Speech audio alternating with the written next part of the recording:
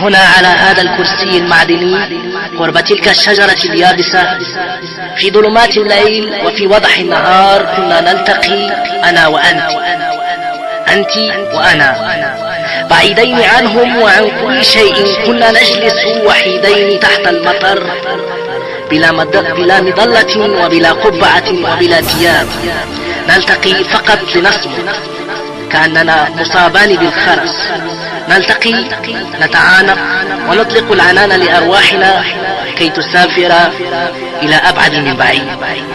لا نكذب على بعضنا، لا ولا نسمع أكاذيب الآخرين، فقط صامتين كأننا جثتان ملقيتان على كرسي واحد. تسألني وأجيبها لكن في صمت، وبقينا نتحاور دون أن نتكلم إلى أن حان موعد الفراق. عادت روحي إلي واستيقظت من غفوتي فلم أجدها بجانبي، فقلت لروحها أين ذهبت وقد كنا معا قبل وقت لم أدري هل هو طويل أم قصير. بحثت هنا وهناك فلم أجدها إلا في قلبي، فقمت من مكاني مبلولا بماء المطر، ومصادفة مررت بقرب المقبرة فلمحت عيني اسمها مكتوبا على شاهدة قبر. هي ماتت وأنا أعلم ذلك، لكن ما الذي دهاني؟ أهو الحب أم أن عقلي لم يتقبل موتها؟ ومصادفة ينزل المطر كي يذكرني بها، فأخرج صورتها من جيبي وأضمها إلى صدري.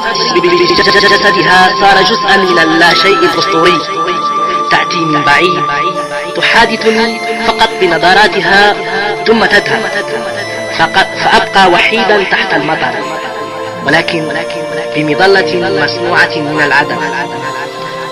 وحيد تحت المطر، أكتفي فقط بالمشاهدة والبكاء في صمت. أرى جسدها وقد تحول إلى سراب، كلما حاولت الوصول إليه ابتعد عني.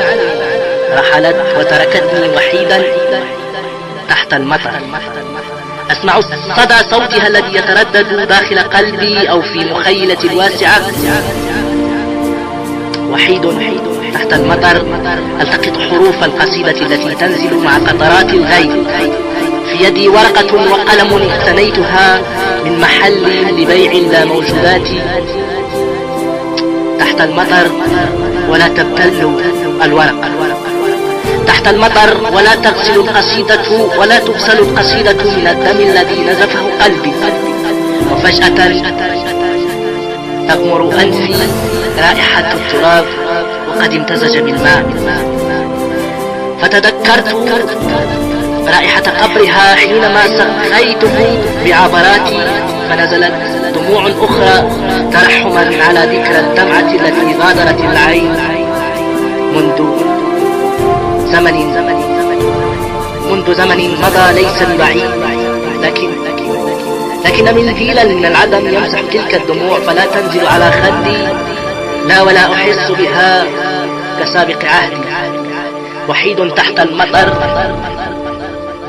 لكن بثياب وبقبعة على رأسي، ولأن المطر كان دافئا تخلصت من ثيابي الشتوية وتوسلت إلى المطر كي يطهر روحي فتصبح جاهزة للرحيل. لكن لم يفعل ولم يرفض طلبي أيضا، لأنه الخير القادم في الأحلام والخيال.